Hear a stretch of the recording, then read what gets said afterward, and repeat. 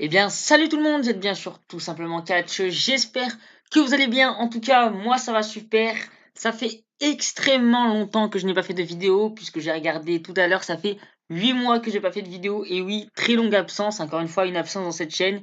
Bref, je vais pas faire comme à chaque fois où je m'attardais à faire 40 ans d'explications pourquoi j'étais pas là.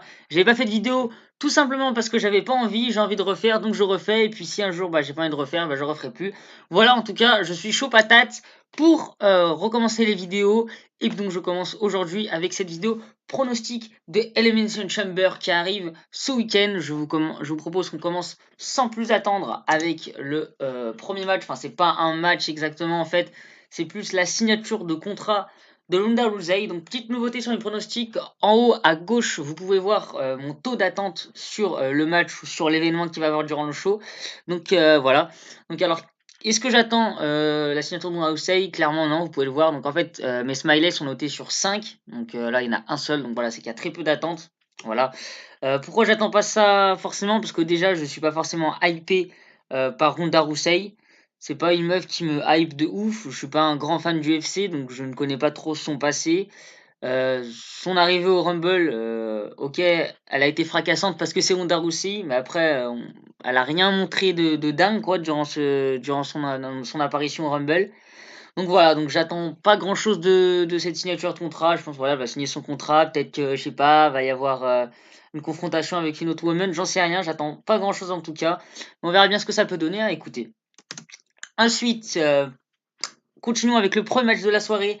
Woken Matardi va affronter Bray Wyatt. Voilà, donc je pense que ça va être le match qui va clôturer leur rivalité, puisque ça fait quand même pas mal de temps. Je crois que leur rivalité, elle a commencé fin d'année 2017, année dernière, donc je sais plus exactement.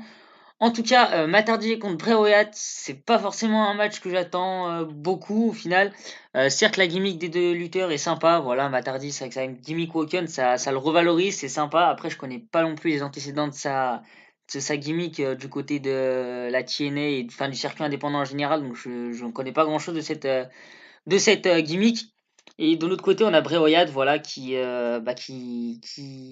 comment on dit, qui a du mal, hein, qui a du mal ces derniers temps, clairement, qui propose plus grand chose. Donc là, ça le remet un petit peu en avant, cette rivalité. Donc c'est plutôt pas mal pour les deux hommes. Après, au niveau de l'attente, comme vous pouvez le voir, j'attends pas grand chose de ce match parce que voilà, certes, c'est deux lutteurs sympas au niveau gimmick, mais après, in-ring, c'est pas forcément ce qu'il y a de plus dingue entre les deux, mais ça peut quand même donner, je pense, un bon petit match. Au niveau du pronostic, je vois clairement Matardi l'emporter, puisque de toute façon, Bray Wyatt, je pense qu'ils ont plus grand chose de prévu pour lui. Enfin, en tout cas, je n'espère pas, hein, mais c'est l'impression qui donne un petit peu ces derniers temps.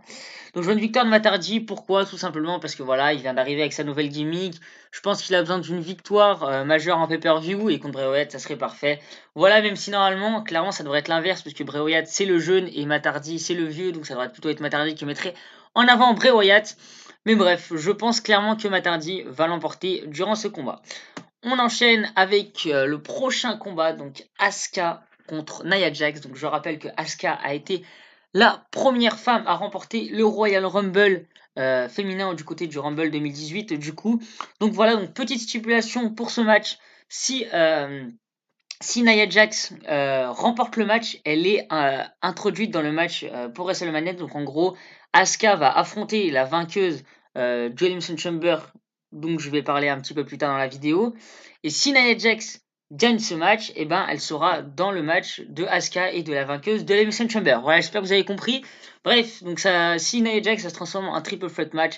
Mais clairement, on sait très bien que Nia Jax ne va pas battre Asuka, puisque Asuka, on le sait, est sur une série, une très très longue série de matchs sans défaite à la WWE. Donc il n'y a aucune chance que Nia Jax remporte ce match. Clairement, clairement, non. Je vois clairement Asuka s'imposer dans le match. Le match, j'ai pas beaucoup d'attentes dessus, parce que là, c'est pareil. Faut dire aussi que la division féminine, malgré la mise en avant importante qu'elles ont ces derniers temps, c'est pas la division qui m'intéresse le plus. Hein, voilà, c'est pas le fait que je sois sexiste ou quoi, mais c'est pas forcément une division qui m'intéresse de ouf, la division féminine. Donc voilà, donc je pronostique une victoire de Asuka, très clairement. Là, je pense pas que je prends beaucoup de risques en pronostiquant Asuka. Mais voilà, et puis au niveau du match, j'espère qu'on aura quand même un bon petit match. Je crois qu'on avait déjà eu ce match dans un NXT TakeOver dans le passé. Je sais pas ce que ça avait donné, enfin du moins je m'en rappelle plus. Mais à voir, à voir. On enchaîne maintenant avec les matchs qui sont un petit peu plus intéressants, j'ai envie de dire. Avec le premier Elimination Chamber féminin de l'histoire. On continue dans les premières pour les Women's. Avec comme participantes Bayley, Sasha Banks, Sonya Deville. Alors l'autre, je sais plus du tout comment elle s'appelle, la blonde de Absolution. Alors, un gros trou de mémoire, comment elle s'appelle? Enfin bref, c'est pas grave. Contre Mickie James et elles vont tenter d'aller chercher le titre de Alexa Bliss qui remet en jeu sa ceinture de championne féminine de Raw. Voilà. Donc au niveau de mes attentes, c'est avec le prochain match qui va arriver, le match que j'attends le plus de la soirée, clairement, puisque ça fait quand même envie, un petit Elimination Chamber Women's, ça fait envie. Franchement, clairement, ça fait envie. En plus, on a des bonnes participantes, Bayley, Sasha Banks. Je trouve que d'ailleurs Sasha Banks est de plus en plus intéressante semaine après semaine. Je sais pas ce que vous en pensez, mais au niveau de son personnage, elle a l'air un petit peu plus heal, enfin, pas forcément heal, mais elle a l'air d'être, comment dire, un peu plus boum boum dans le dedans, quoi. Elle fait plus trop de détails et je trouve ça plutôt intéressant. Après Sonia Deville et l'autre, je me rappelle plus de son nom, je suis vraiment désolé. Clairement, franchement, Absolution et Riot Squad, je trouve que c'est un peu, ça tourne en rond. La Riot Squad et Absolution, petit aparté, je vais en parler d'ailleurs de ça, petit aparté, mais Absolution et Riot Squad, c'est chiant. Franchement, c'est chiant. Toutes les semaines, on a un match. Toutes les semaines, la division féminine, en fait, elle s'épuise parce que c'est toutes les semaines les mêmes matchs. Du côté de SmackDown, vous allez avoir Naomi et Charlotte contre comment elle s'appelle, Ruby Riot et une de ses partenaires, je sais même plus comment elle s'appelle. Enfin, franchement, c'est chiant. Pareil, du côté de Raw, tu vas avoir Sonya Deville contre Mickie James et Sasha Banks, je crois. D'ailleurs, c'est ce qu'on a eu en Raw, là. C'est plus possible. C'est très chiant. Enfin, bref. J'attends pas grand chose de ces deux Women's. Mickie James, ouais, elle a encore le niveau. Franchement, Mickie James, elle a encore le niveau. Et Alexa Bliss, bah, elle se débrouille toujours très bien. Donc, il n'y a pas de souci de ce côté-là.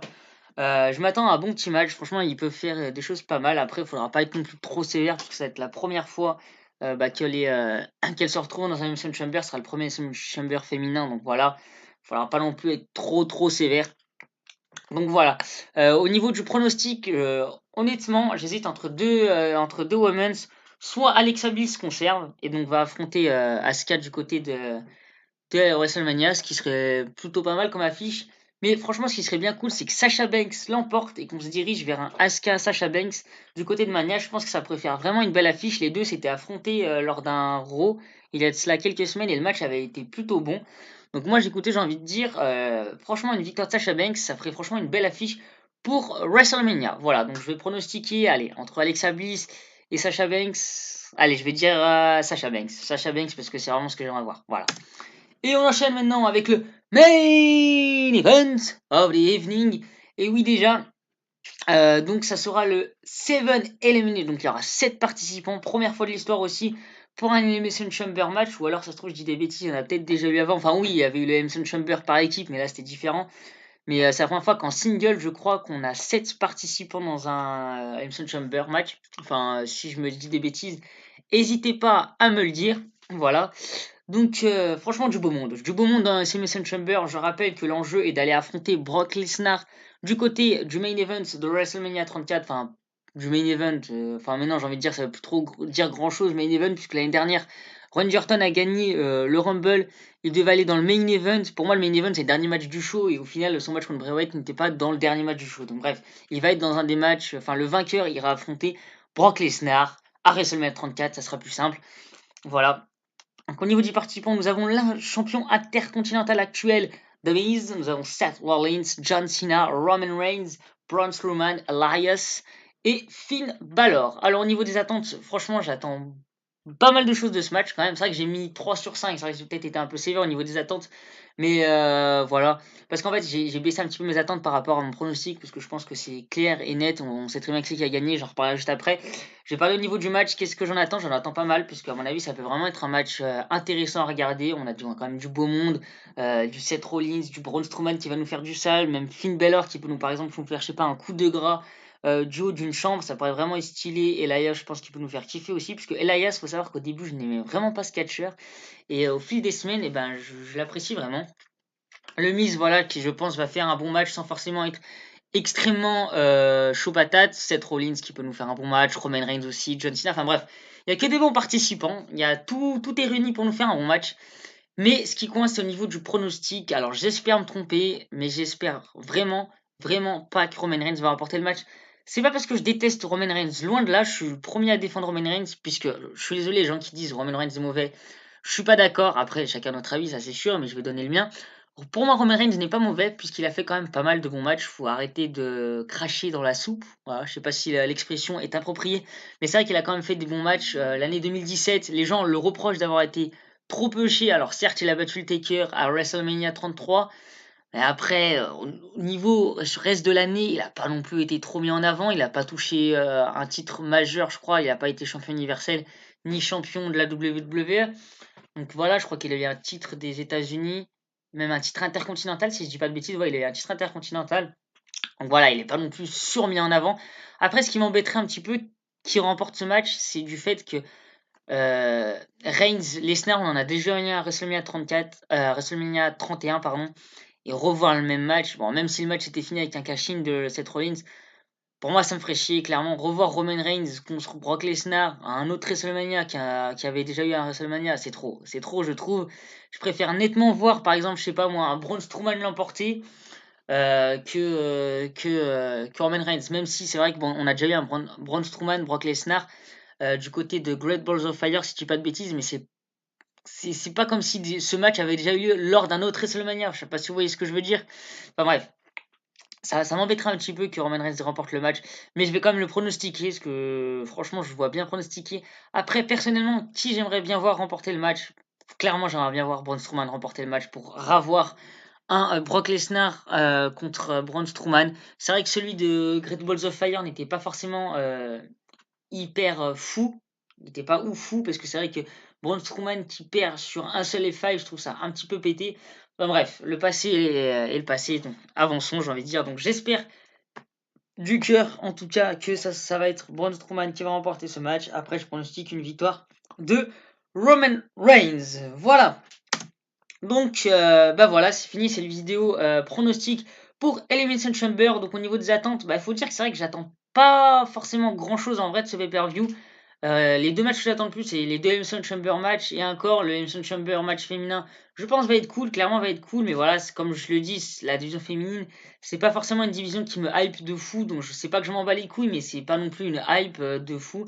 Et puis le Elimination Chamber masculin, voilà, le problème c'est que je vois vraiment une victoire trop prévisible de Roman Reigns. Après, ça se trouve, je vais me tromper. Franchement, si je me trompe, je pense que je vais péter un câble devant mon écran. Il y a de fortes chances que je sois très content si Roman Reigns l'emporte. Mais voilà. Si Roman Reigns l'emporte pas, pardon, je n'y arrive plus. On est sur la fin de la vidéo, heureusement, j'ai envie de dire. Bref, après, les autres matchs, c'est vraiment des matchs pas forcément hypants. Le Ronda Rousey signature, on s'en fout un petit peu. Enfin, moi, personnellement, je m'en fous. Le Matardi Bray Wyatt, voilà, à voir sans plus, quoi, j'ai envie de dire. Et puis le match Asuka contre Nia Jax prévisible à 100 km. Alors franchement, si Nia Jax bat Asuka à Elimination Chamber, ça serait vraiment très bizarre. Enfin bref. Voilà donc écoutez, à voir ce que ça a donné chaud. Puis nous on se retrouve très bientôt pour la vidéo analyse du show. Salut à tous.